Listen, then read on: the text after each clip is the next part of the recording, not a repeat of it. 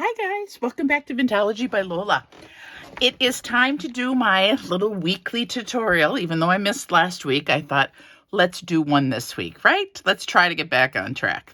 So we had talked about me teaching you guys, or at least showing you, how I made shakers with buttons and with photo sleeves and with some lace.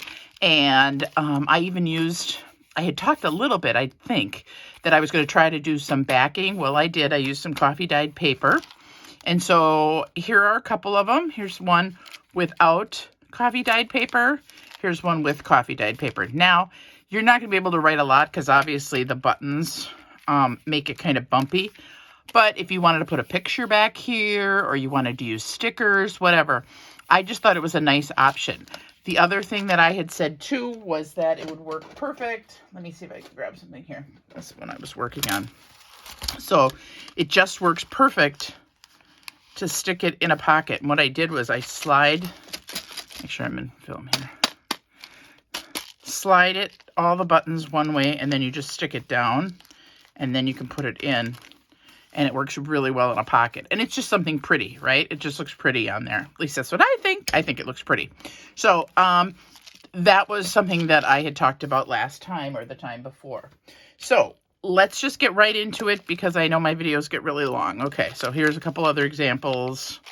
Okay, I do recommend using a double-sided paper if you are not going to back them. So if you are going to back them like I did, it doesn't make any difference. And quite frankly, there is something I would do a little bit differently, which I'll get to in a second. Okay, so let's put these aside. And what do you need? Okay, so you need some fabric glue. You can use washi tape if you do not have a sewing machine, although it does take away from this. You know how this is all nice and flush and simple and you can see it? When I put this on, you lose part of the window, right? But if you don't have a sewing machine or you don't want to sew, you can use washi tape. Or if you have a fuse tool will work really well too. Okay, so you definitely need Beacon's 3-in-1 glue. You could use washi tape or a sewing machine. You need a wire cutter or a shank. There's a button cutter tool that you can cut the shank of buttons off with, but you need something in case you have a shank on the back of your button. You will need a pair of scissors. You will need some buttons, maybe a charm or two. I made it very simple, so here's some buttons and some charms. Here's a little button I crocheted that I'm going to use. You're going to need some lace, something that you're going to embellish the top of it with. Then you're going to need something to back it with if you're going to back it. And then you need your piece of cardstock. And then this is what I used for mine. This was the biggest value. So when Paper Studio goes 40% off, you just buy these. And so it ends up being something like $3. And I want to say, what were there, 20 in here? So it was really worth it because you don't use very much. Okay, so that's what I'm using. All right, let's get to it. So first thing you're going to do is you're going to decide what size you want your card to be. I made mine 3x4. You can make them longer, thinner if you want to make them like a bookmark or something. You can make them wider if you're going to fill more space. Whatever you want to do, there's really no rules to it, okay? I just happened to choose 3x4 because I thought that was a good size for a pocket, okay? So I'm going to take and choose my size. Now what I do is I take my sleeve, and you'll see that it's got the holes.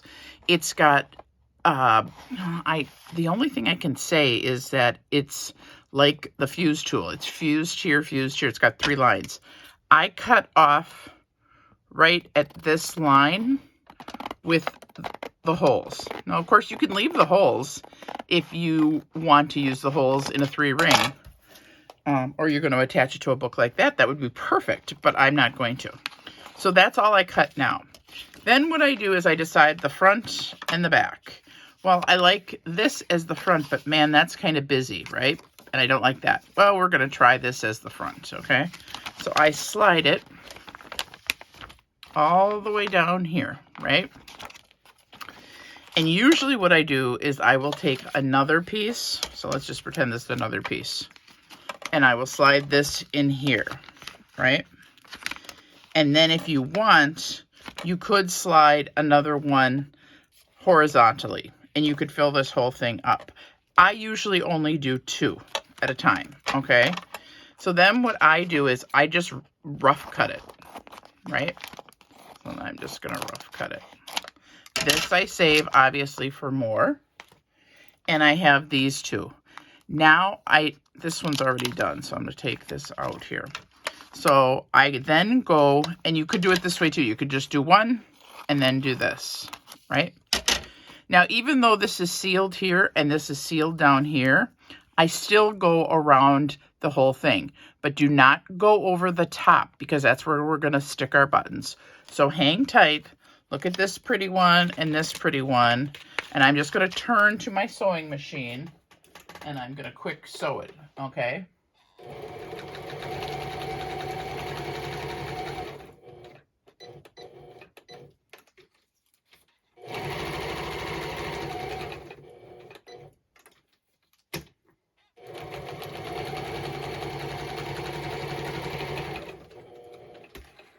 Okay, there it is sewn. Now, for me, because I can't cut a straight line, this is super easy to cut. You can either use your scissors, like I said, or you can use a paper cutter. So I usually just line it up and cut it. And then I don't cut this yet. I wait for, that's the very last thing I'm going to cut, right? Because I'm going to put the buttons in there. Okay. Okay, so see how nice and neat that is? Now, if you wanted, you can see that line that I talked about for fusing. You can take that in there because it's sewn and you can get rid of it. So see, now it's gone, how it all is all nice and even and you don't have those pieces. So we're going to get rid of those, okay? We'll get rid of this. And you guys, when I say this is simple, this is super simple, okay? So put that aside, put all this aside. The next thing you're going to decide is what you need or want for your buttons. Now, I chose brown buttons because this is the one I'm going to use. This was a piece of music paper that I used that I glued to both sides, and then I decoupaged a napkin, and I put a number, and I put a number on here, right? So these can be as simple or as difficult as you want. This is super simple by just putting one in here, right? Putting a piece of paper in there and sewing it. This is a little more, I wouldn't say difficult, it's just a little more time consuming, right? Because I had to decoupage and stuff. So this is the side I want on the front. So all I'm going to do is this, and I'm just going to make sure my buttons all are face up. Okay, so there's a mother of pearl, and this is kind of a rosy with brown in it. Hopefully you can see there. Okay, now this is what I was talking about. This button had a shank on it. Some people call it the loop, but it's called a shank. And all you do is take whatever you're using and you just clip it off. And it'll just be where it'll just fly. But that's all you need. Okay? Because you want it to lay flush. You don't want that in there. So then we're going to put some of these in there. And I'm going to put another little button in here. And I'm going to put another one in here. You can put some shaker bits in there if you want. You can put teeny tiny little beads. And that's the other thing I was going to say is, you know, I use a lot of my vintage buttons for these only because I have so many buttons. And in my life, I will never be able to use all my buttons. If you don't have buttons, I suggest the best place to buy buttons is Hobby Lobby. I picked these up for spring stuff. This is $2.99, and this one, which I love, these teeny tiny little ones, these are $1.99, but if it's under $3.49, they're 99 cents all the time. So you can get a lot of buttons for that price. So, I mean, this here would probably do 8 or 10 of these shaker cards, right? So if you don't have buttons, head over there. I bought these, and I thought these might be cute in there too. The only problem is that you be careful because the top of some of this stuff it's obviously resin, it's plastic, and it's kind of sharp. And I did not want to leave marks on my plastic, but you do you. You may say, yep, I'm going to add flowers, okay? Then what I do is I try to add a charm or two. So here's a charm, here's a butterfly, a key, and a butterfly, okay? And obviously they're going to move around, right? Okay, so here you have an option. This is where I say, for me, I put this on at the end. I would put it on now and just put it on, and I'm going to take it to my sewing machine and I'm just going to sew the top. So here's another pretty one to look at, you guys. And I'm going to quick sew this just because it's just so weird to have you guys over here.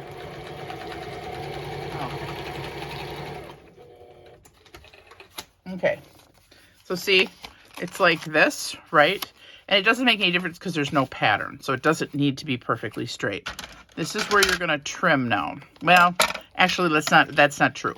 What you're going to do is you're going to take some of this Fabri-Tac, and I did try glitter glue, and it did not work. And so I went for this baby because we all know that this works like a dream, okay? And I didn't use a lot of glue. I just used enough so that it would stay because it is sewn in one place, right?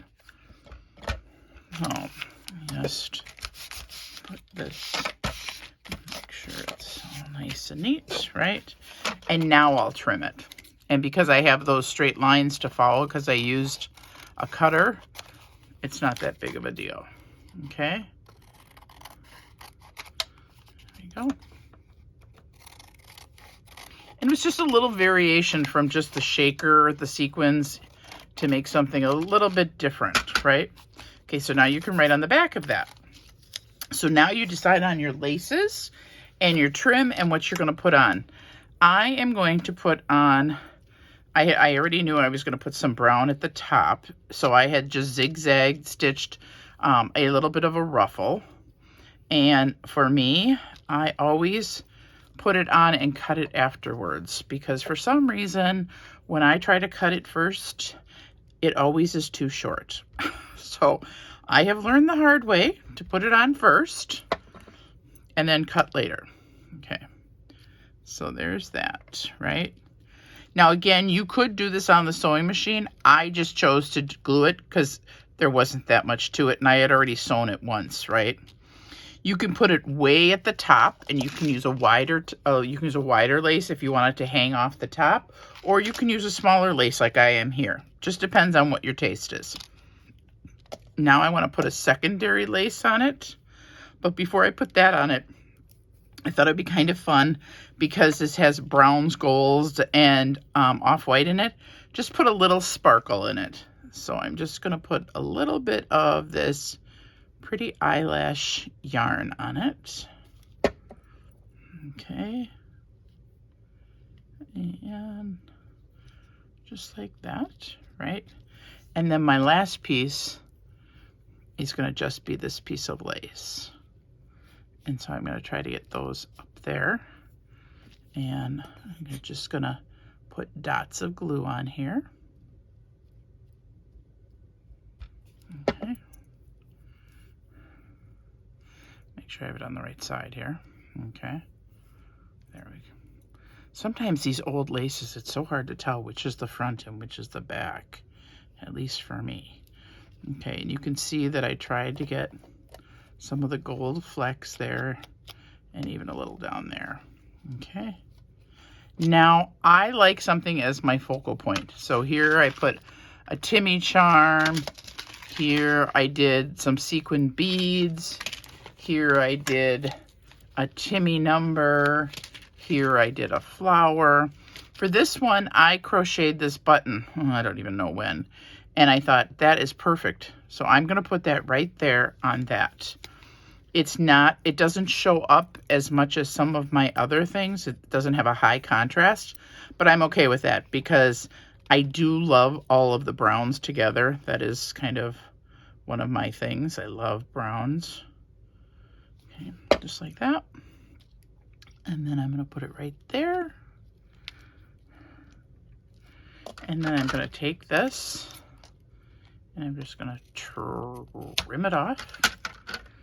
And there you have a button shaker card, you guys. How easy was that? Wasn't that super easy? Okay, so if you have any questions, you can put them in the put them below in the comments and stuff. Hopefully this was a really quick, fun, and easy project to do. I just thought it was a little bit different.